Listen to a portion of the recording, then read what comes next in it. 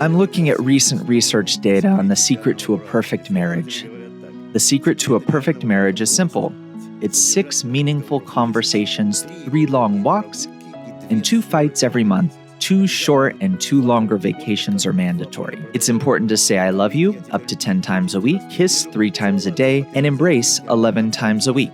Be proud of your partner in front of others, forgive bad habits, always concede to the other regardless of who is right, and very importantly, to fairly divide household chores.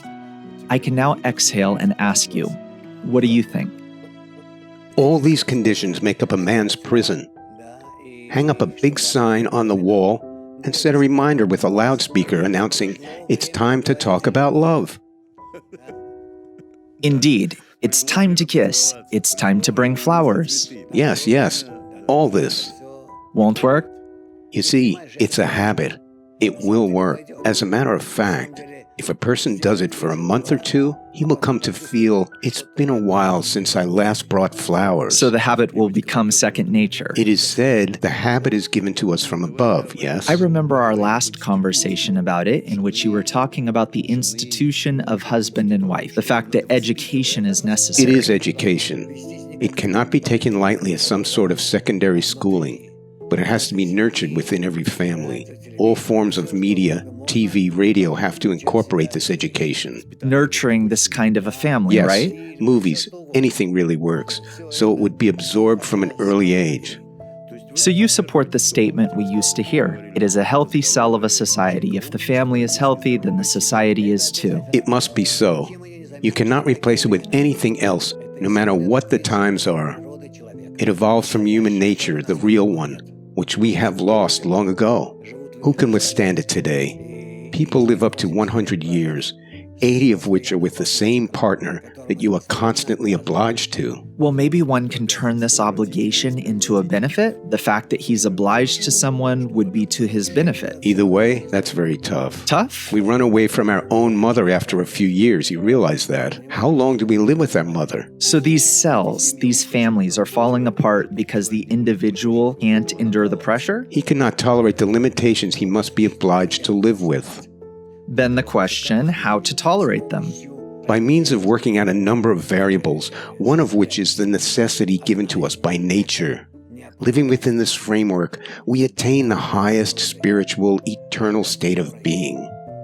So family represents a kind of an industrial farm in which we work on becoming our higher selves, meaning it is the greatest opportunity, a chance for us to reach the spiritual state.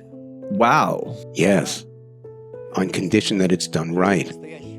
I don't really talk about it during my lessons because it's not for our present time yet, but it will happen. That's a high bar. Secondly, there should be an absolutely clear distribution of responsibilities, opportunities, and reciprocal fulfillment in which children also play a significant role, as they partake in the relationship between husband and wife according to their age, and with the fact that they get to have their own children, grandchildren, and so on. So it's an industrial farm, an entire system. So the obligation is to raise their children, not to run away from it. No, of course. It has to incorporate everything. It should be like a huge, complex production system. Yes, that's beautiful. Yes. But it will happen. Really? Yes. Our world won't be able to exist without it, but nature will lead us to it. So we are in for some tough years ahead. Are there any other variables? We'll add them along the way. Tell me, you just spoke about children and their children. It all grows, develops. So does that mean 3 generations? Yes, it has to be so.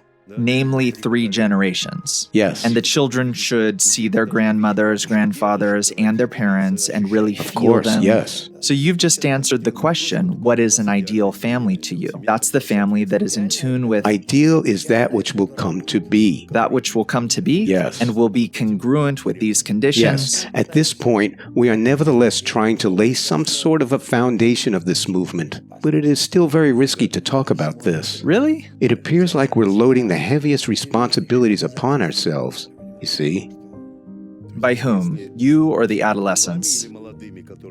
By everyone. I mean when one could see the inner essence of the person he is with, and the years spent together mean nothing. The appearance means nothing, because everything is determined only according to their inner state. It's an extraordinary world that we're going to build, and it will be spiritual. I won't see the appearance of my partner like I see it today, their habits and so on. It's going to be a continuous renewal between us and within each of us. Despite the fact we would remain the same as before, There's nothing new about us. Where would it come from? yet we continuously find ourselves renewed, correct? Of course. The same couple, but it's continuously renewed. Of course. Not the same, but a new one in a way. The new one, that's for sure. Actually, I'd like to live in a world like that. It has to be earned. We're not there yet.